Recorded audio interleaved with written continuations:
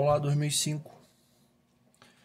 Bom, resolvi fazer esse videozinho hoje com vocês para ver se anima vocês um pouquinho, para que vocês passem a acessar, né, nosso material lá na plataforma.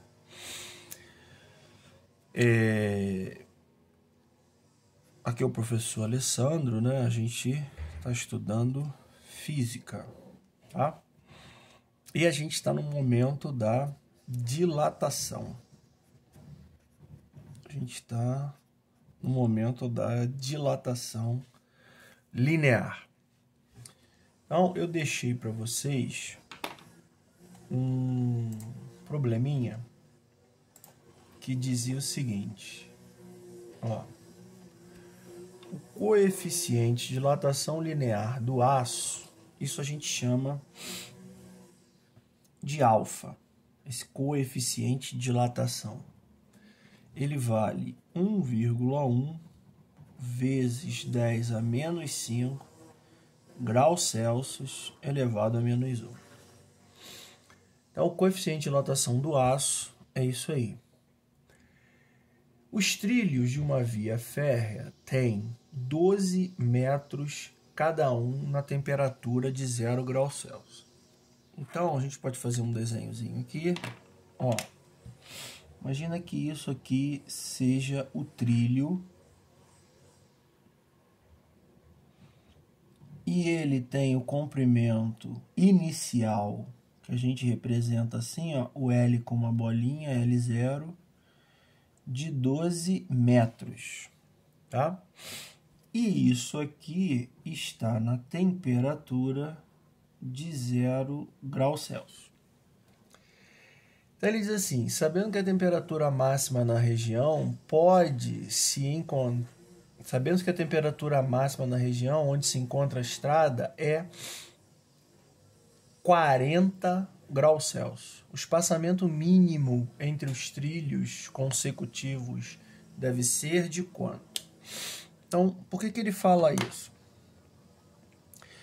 Porque quando esse trilho ficar exposto ao sol, com temperatura que pode chegar a 40 graus Celsius, esse trilho vai sofrer uma dilatação.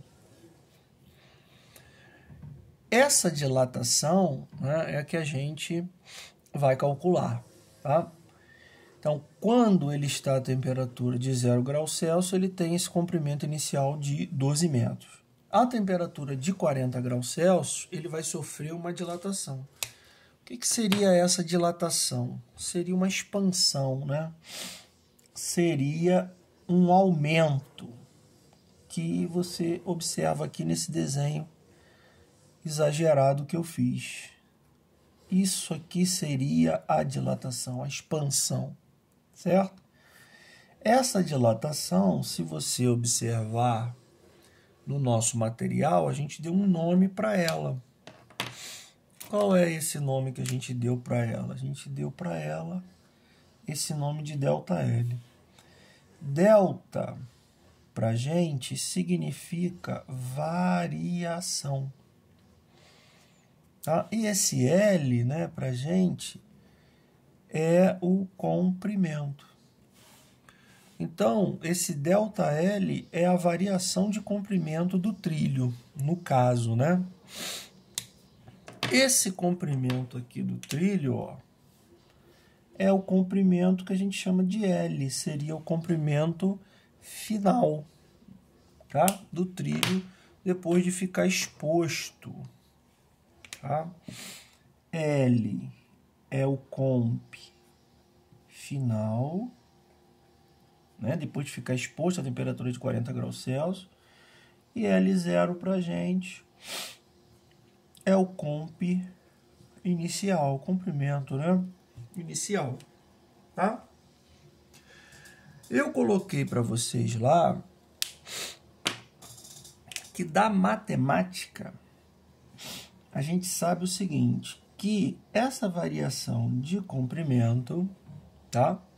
Essa variação de comprimento, ela é o produto entre o comprimento inicial, o coeficiente de dilatação e a variação de temperatura. Tá legal? Variação, né? O delta é variação, T é temperatura. Então, variação de temperatura. Esse é o ΔT. E eu não posso esquecer, né, que o tal do alfa é coeficiente de dilatação. Tudo bem?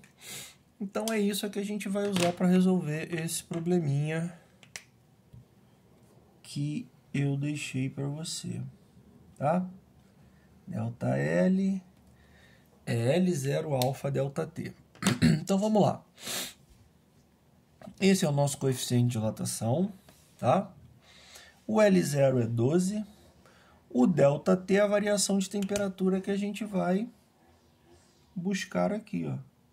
Ela pode variar de quanto? 0 a 40 graus Celsius. Então, qual vai ser esse ΔL? Esse ΔL será, o L0 é 12 metros, né? Coeficiente de dilatação é 1,1 vezes 10 a menos 5, certo? E a variação de temperatura é essa diferença. Então, se varia de 0 a 40, a variação é de 40. Ao multiplicar esses números aqui, ó, ao multiplicar esses números, tá? Não posso multiplicar esse 10. Ao multiplicar esses números, eu vou achar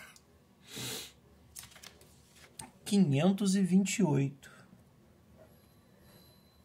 12 vezes 1,1 vezes 40, certo? Vezes 10 a menos 5. Lá da matemática, como é que eu represento esse número? Esse número tem que ter 5 casas decimais, tá? Então, isso vai ficar assim, 0,00 e o 528. Lembrando que casa decimal é o que vem depois da vírgula. 1, 2, 3, 4, 5, tá certo. 5 casas decimais.